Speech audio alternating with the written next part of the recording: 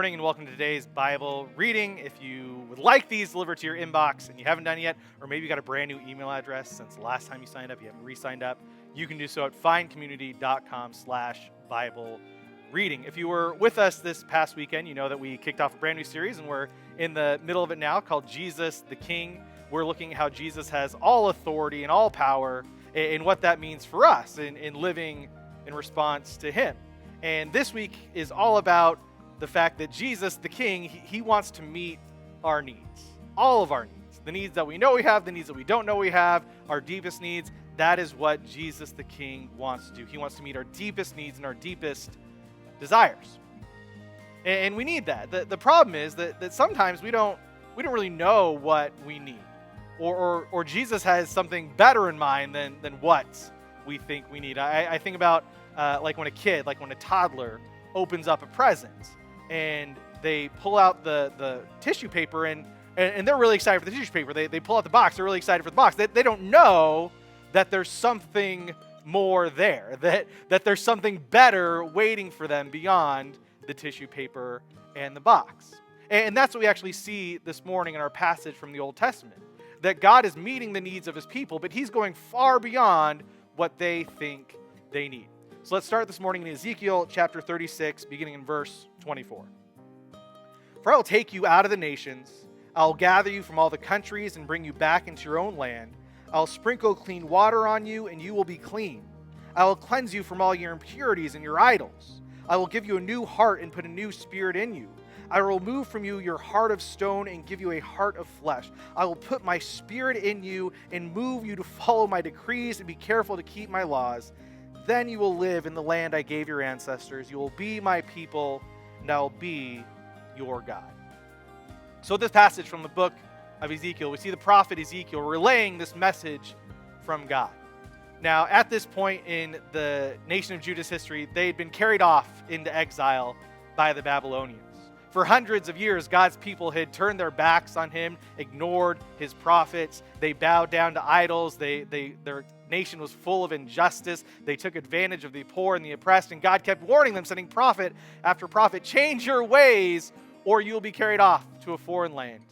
And they don't change their ways, and the nation of Babylon comes in, conquers the city of Jerusalem, and carries the people off in exile, where they live for 30 years in a foreign land.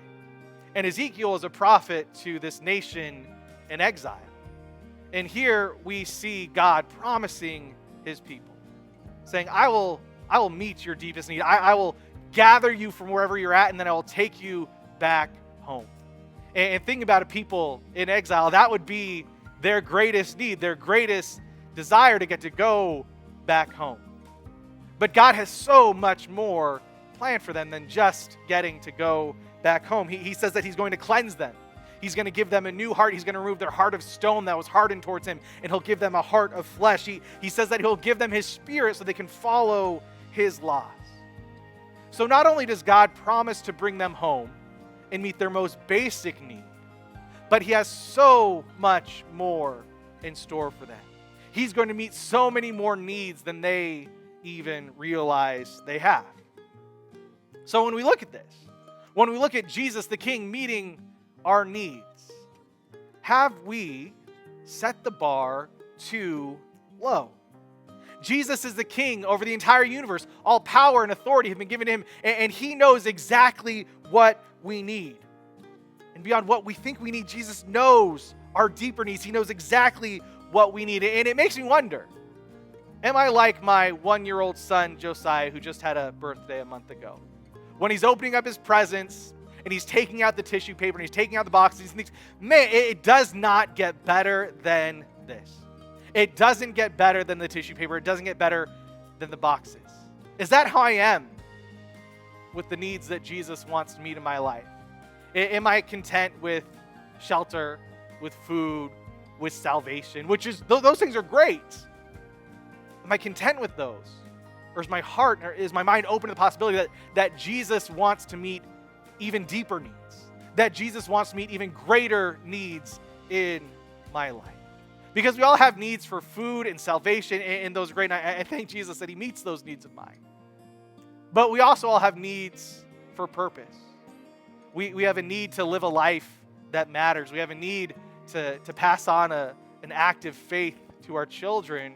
We have so many deeper needs than just those ones we might think about. And so are we open to the possibility that Jesus wants to do something greater in our lives? That there are needs in our lives that we're not even aware of that Jesus wants to meet? Or will we be satisfied with tissue paper and boxes when Jesus wants to give us something even better? And so I just encourage you today, just open up your heart.